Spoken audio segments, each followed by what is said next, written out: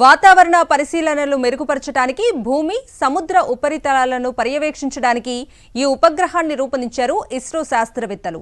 వాతావరణ అంచనా, విపత్తు హెచ్చరిక వ్యవస్థలను ఇది మరింత మెరుగుపరుస్తుంది. GSLV 3 దశల లాంచ్ వెహికల్. ఇది 51.7 మీటర్ల పొడవు, 420 టన్నుల బరువు ఉంటుందని ఇస్రో వెల్లడించింది. వాతావరణ విపత్తులను మరింత మెరుగ్గా అంచనా వేసి అప్రమత్తం చేయటం ఇన్సాట్ 3DS ప్రధాన లక్ష్యం. ప్రస్తుతం కక్షలోని ఇన్సాట్ 3D, ఇన్సాట్ 3DR ఉపగ్రహాలతో కలిసి పనిచేయనుంది. 7, 6, 5, 4, 3, 2, 1. L40 stages are ignited. Plus 5 seconds. Lift off normal. A perfect lift off. GSLV F-14 Plus INSAT 10 3DS progressing towards its First destination. stage performance normal. Plus जी हाँ, 15 अभी हमने seconds. देखा चारों L40 तथा core booster का प्रज्वलन शुरू हो Plus चुका 20 है seconds. और GSLV F-14 उत्थापित हो अपने उद्दिष्ट दिशा की ओर बढ़ता हुआ. Clear sky. We can see the rocket very beautiful. And from the mission control center here, we can hear the vibrato also. शाम का समय, बहुत दूर तक हम यान को देख पा रहे हैं. इसका सामान्य प्रज्वलन, इसका कंपन भी हमें यहां महसूस होता है. यान अपनी उद्दिष्ट कक्षा की ओर बढ़ता हुआ. Plus 1 minute. प्रथम चरण के कोर बूस्टर का प्रज्वलन काल 110 सेकंड के करीब होता है और इस दौरान यह 8400 किलो न्यूटन का प्रणोद उत्पन्न कर रहा है. First stage performance normal. प्रथम चरण में कोर बूस्टर तथा 4 L40 स्ट्रैप-ऑन बूस्टर सामान्य निष्पादन करते हुए. Presently, the core booster and the 4 L40 strap-ons thrusting simultaneously.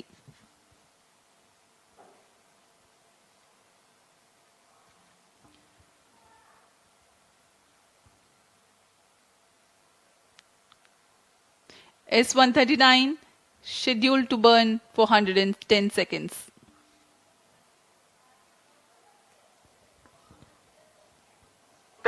Stage ban out.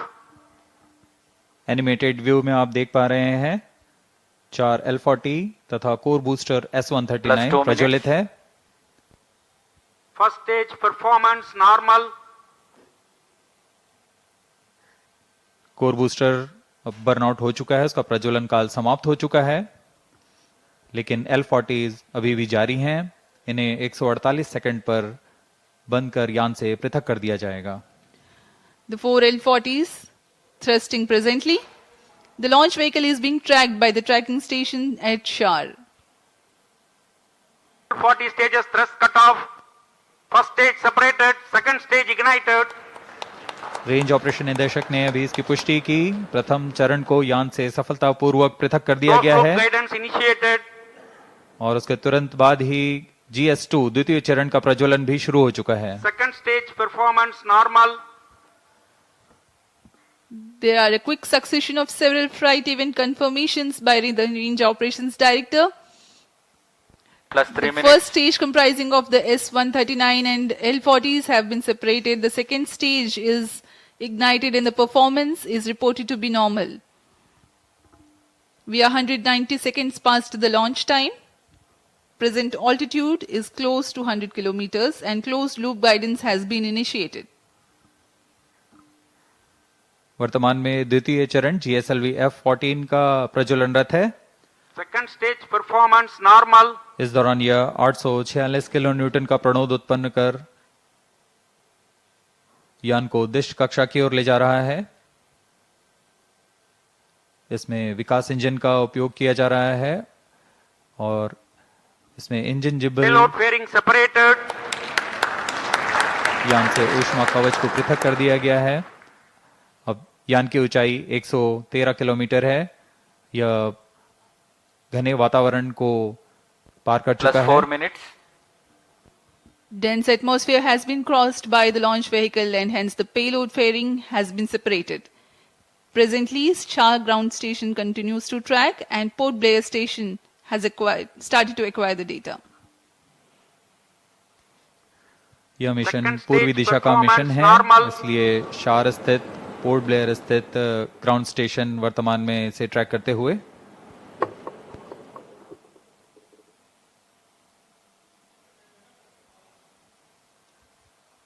The planned burn time of GS2 is Your stage is 141.4 authorized. seconds.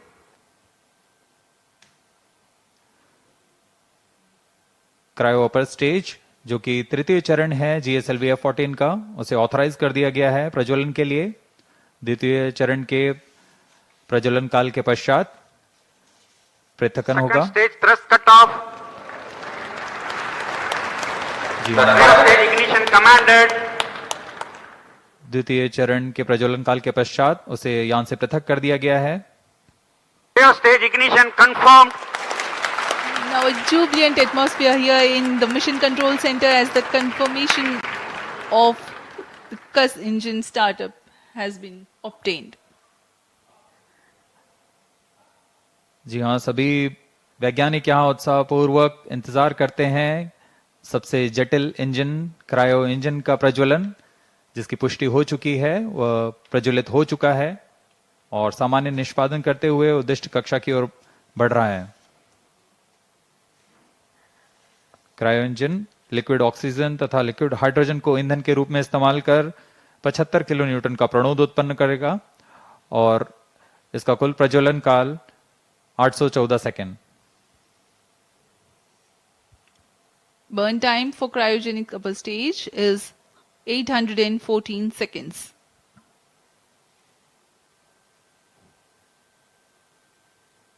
सभी दर्शकों के लिए यह उत्साहपूर्ण पल।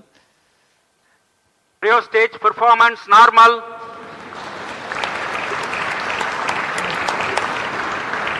Present relative velocity is close to 5 kilometers per hour.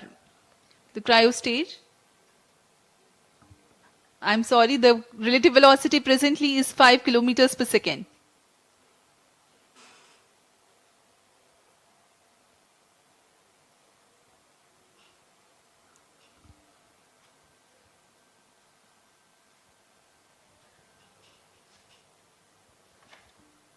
सभी वैज्ञानिक अपने console पर आंकड़ों का अध्ययन करते हुए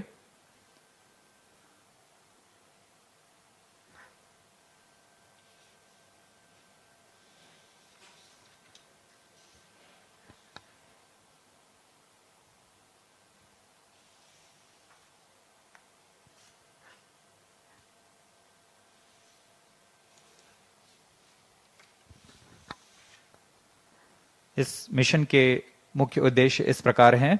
इनसैट 3DS पृथ्वी के सतह की निगरानी करने के लिए मौसम विज्ञान के महत्व के विभिन्न वर्णक्रमीय चैनलों में समुद्र और उसके पर्यावरण Cryo का stage प्रेक्षण करना, performance normal. वायुमंडल के विभिन्न मौसम संबंधी मापदंडों की ऊर्ध्वाधर रूपरेखा तैयार करना, डेटा संग्रह तथा डेटा प्रसारण की क्षमता को बढ़ाना, उपग्रह की सहायता से खोज एवं बचाव सेवाएं प्रदान करना। यह सभी उद्देश्यों के साथ इनसैट 3DS यात्रारत है अपने उद्दिष्ट कक्षा की ओर। +8 minutes. The satellite INSAT 3DS is fully funded by the Ministry of Earth Sciences. Various of its departments, such as India Meteorology Department, IMD, National Center for Medium Range Weather Forecasting, NCM RWF, Indian Institute of Tropical Meteorology, IITM, National Institute of Ocean Technology, NIOT, and Indian National Center for Ocean Information Services, INCOIS, and various other agencies and institutes will be using INSAT 3DS satellite data to provide improved weather forecasts and meteorological services.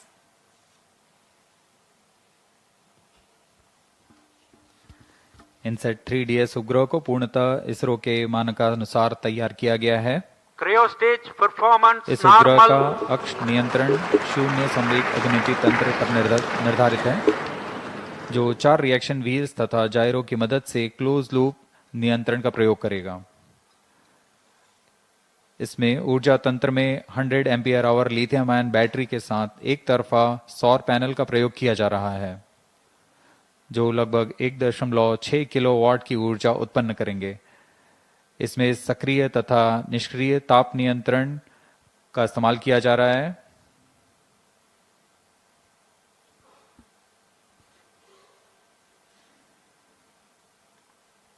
इस उपग्रह को 10 साल के mission काल के लिए अभिकल्पित किया गया है। इनसैट 3DS के निदभार में 6 चैनल इमेजर है, 19 चैनल साउंडर, डेटा रिले ट्रांसपॉन्डर और उपग्रह सहाय खोज एवं बचाव के लिए ट्रांसपॉन्डर्स लगे हुए हैं। इन सभी निदभारों के द्वारा इनसैट 3DS मौसम संबंधी क्रांतिक आंकड़ों को इकट्ठा करने में सक्षम होगा। plus 10 minutes, मौसम संबंधी सभी आंकड़ों को पृथ्वी विज्ञान मंत्रालय के अंतर्गत विभिन्न विभाग जैसे भारतीय मौसम विज्ञान विभाग, राष्ट्रीय मध्यम अवधि मौसम पूर्वानुमान केंद्र और ऐसे कई प्रौद्योगिकी एवं अनुसंधान संस्थानों के साथ इसे साझा कर इस उपग्रह को अधिक से अधिक उपयोग में लाया जाएगा।